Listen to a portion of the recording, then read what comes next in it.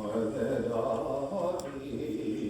Adonai roi lo echsar, B'imad deshe yahar b'tzeini, Amei menuchot yenaleini, Nafshi yeshovei, Nafshi yeshovei, Yamadecheni b'mad le'tzedek, L'man shemo, Gam ki elech ben yisol ma'avet, Lo yirara, Ki ata imadi, Shivtecha u'mishayantecha, Shivtecha u'mishayantecha,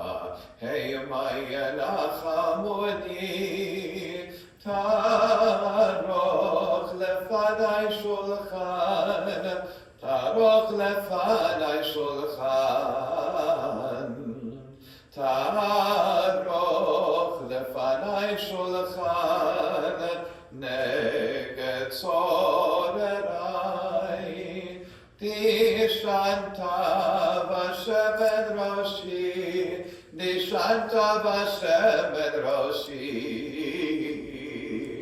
Dishanta v'shemen roshi, Kosi revayar,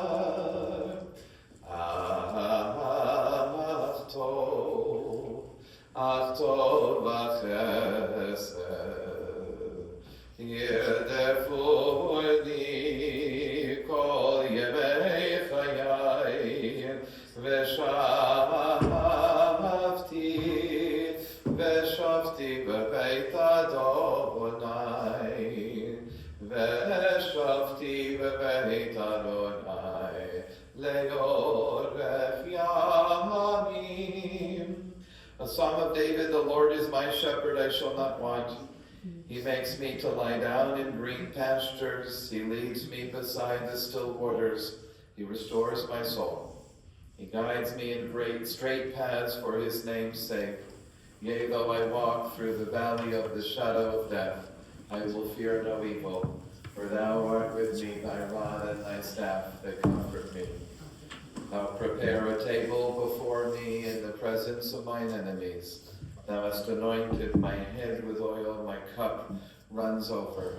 Surely goodness and mercy shall follow me all the days of my life, and I shall dwell in the house of the Lord forever. Mizmor LeDavid Adonai mi'agur bo alecha mi'yeshvot b'har kodshecha.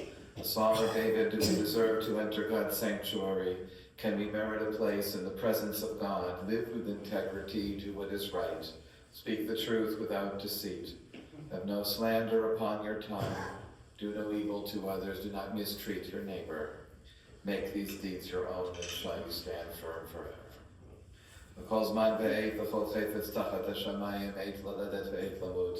The season is set for everything, a time for every experience under heaven.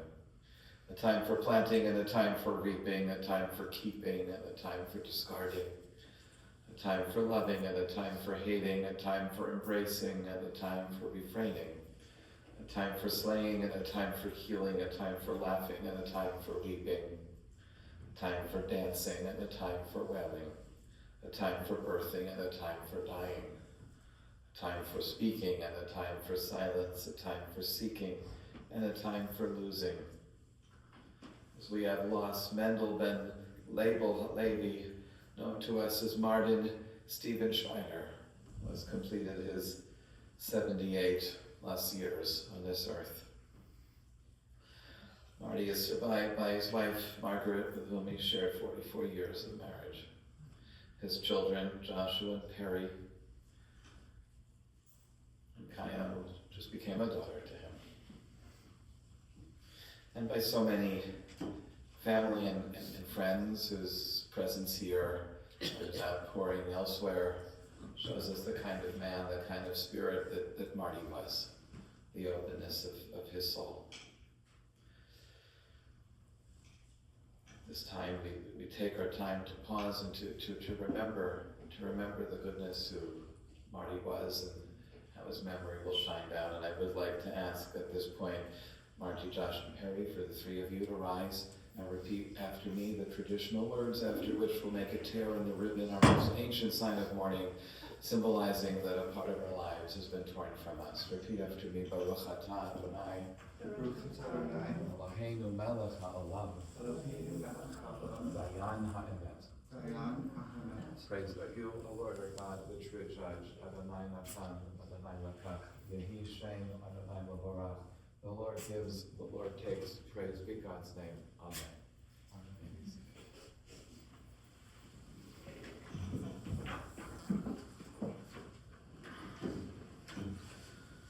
Marty Schneider was born and raised in Flatbush, Brooklyn.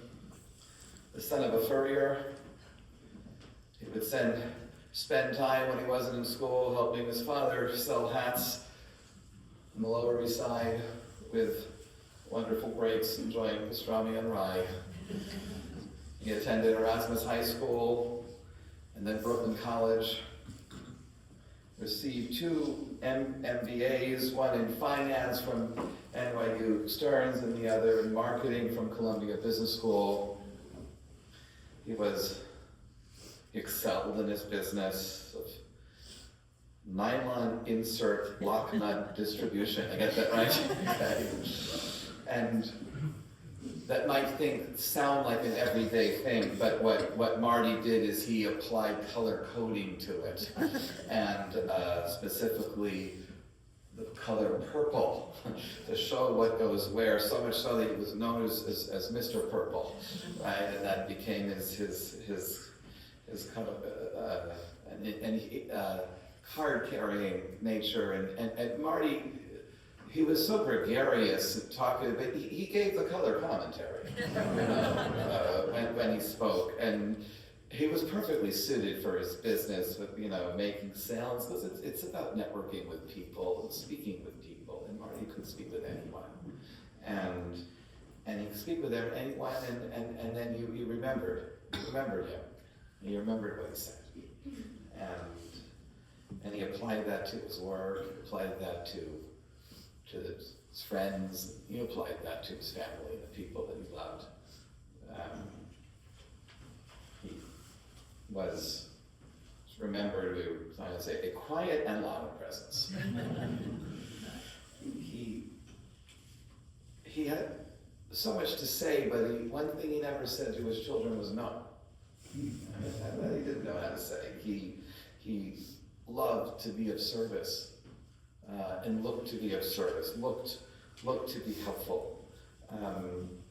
He would always say how proud he was of his children, and encouraged Perry and Josh to pursue what was important to them, not by his own preconceived notions. He saw their souls, and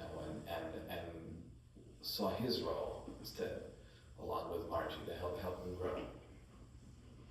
And he will continue to do that through his memory.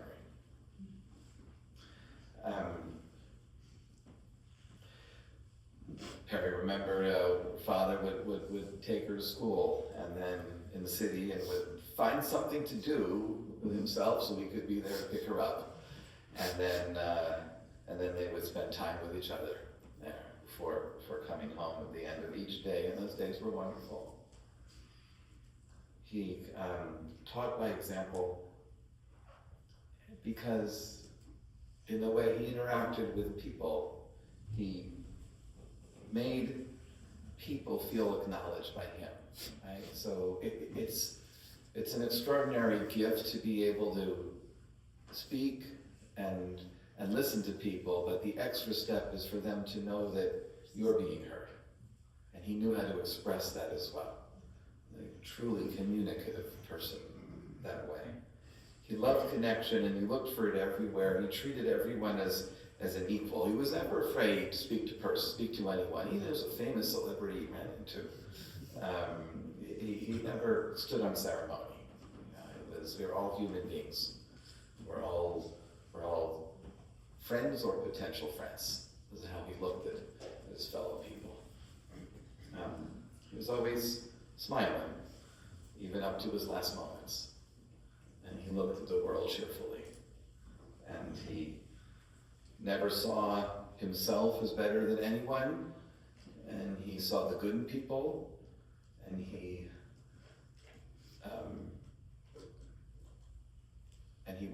And that positiveness raised himself up too. He was no better than anyone else. We're all good. He was the type of person we say would give someone the shirt off his back, but he literally did that. We were talking before. A friend told me, I was at a Best Buy buying something, I don't know, and the cashier says, "Oh, that's a great shirt for some band shirt. That's really cool." So he goes to the car, takes it off, puts on a sweatshirt he had, and he comes back and gives him a t-shirt. Literally would give the shirt off his back. He loved music, which is the expression of what makes us human. And he went to Woodstock. And he connected with Margie those years ago when they started dating over music, and continued to do it through the 44 years that they had together. From rock and roll to chamber music to opera, right? All kinds. Had a huge record collection. And that's something that I should cherish. He loved to go to concerts. He took parenting so seriously that he would take his kids out of school to go to a concert. He traveled the world, loved to travel with Margie, and he knew that he didn't just want to travel and see things, but he had to experience the world too, and the way you did that was through eating. Right? And whether it was dirty street food or Michelin star restaurants, I had to do both. He appreciated fine art. He was always reading the newspaper every day. After he retired, he was involved members of his book club.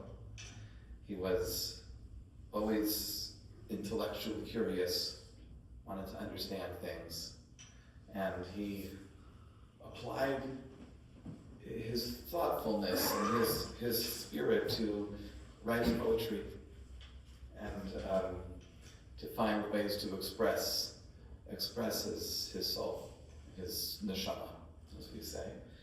We'll hear from a bunch of people that will give us their memories of Marty and the type of neshama, the type of soul that he was. And as we listen to his friends and then his children, should hear his voice, as he heard us.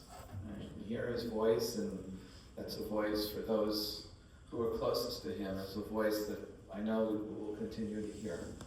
And as tradition teaches us to say, that his memory, although we're so sad to have lost him, his memory will lift us up and will be a blessing and will continue to inspire, continue to guide, and continue to model us for those of us who continue to walk this earth.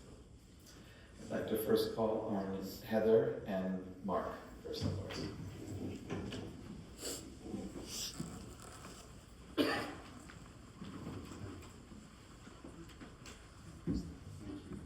Hello, I'm Marty's cousin, Mark. This is her second cousin, Heather.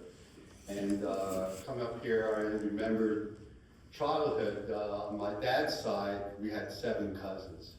And growing up, we were very, very close. Every single weekend, pretty much every weekend, we would go to one of the apartments that we all lived in and have dinner, Sunday dinner usually. Marty was definitely a good person. He was selfless.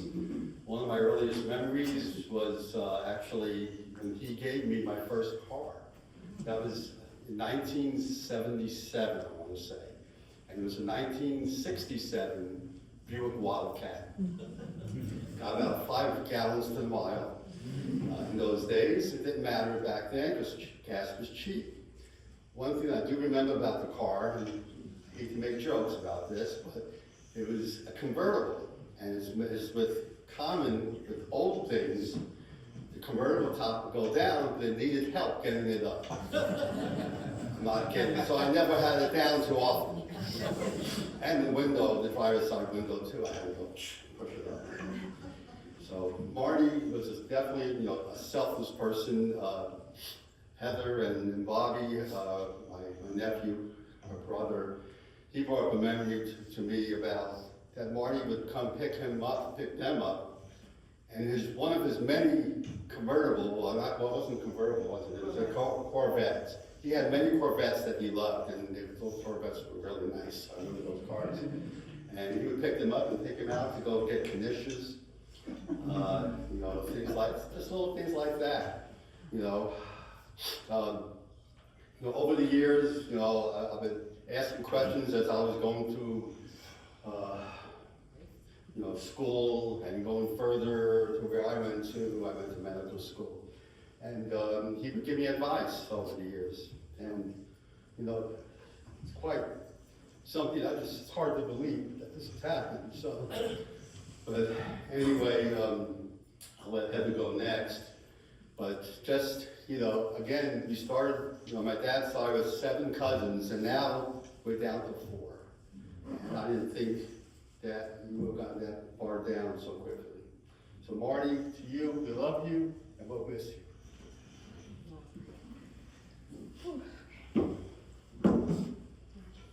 Hi, so I'm Marty's second cousin, but he really was like an older brother to me. There's not a memory I don't have growing up, and all important memories that he's not part of.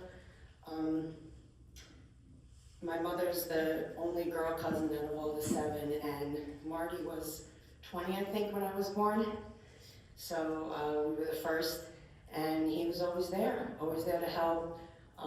You gave a good memory. This is also a good memory, but since we were very little, my brother and I, like 5 or 6, even earlier, but he used to come over and play cards with us and give us noogies and hit us with the cards, knocks it was called, knocks, right, scrape, and just like, that'd probably be child abuse today, right? But it was great, and he was just so kind, and then even, throughout, like then I'm getting older, 8, 9, 10 years old, and he would take us to the city, and he would get me these dresses. He worked in fabrics, and he would take pictures, and he was cool and hip before it was in. I just really, the music and taught us so much. And then Margie, I think I was 12 when Margie came in the picture, and of course we loved her. And then we used to go to the apartment in Chelsea, and I was like, ooh. So it was like opened my eyes, and I'm like, oh, this is great. I want to live here. And we used to get Ray's Pizza, and then just the kindest, most generous, and unbelievable, I have to say, older brother to me that'll be greatly missed. And then, of course, all throughout life we were at, bar mitzvahs, my kids bar mitzvahs, and then, recently, the past few years, Marty and I partnered in taking care of our cousin Lenny and Aunt Beatty. It was Aunt Lil, Marty's mother, my grandpa, Papa Leon, and Aunt Beatty. And, they still lived in Brooklyn, and we partnered, and up until just, a year or 2 ago. And so it's our loss, and I'm going to miss him tremendously. And love you guys.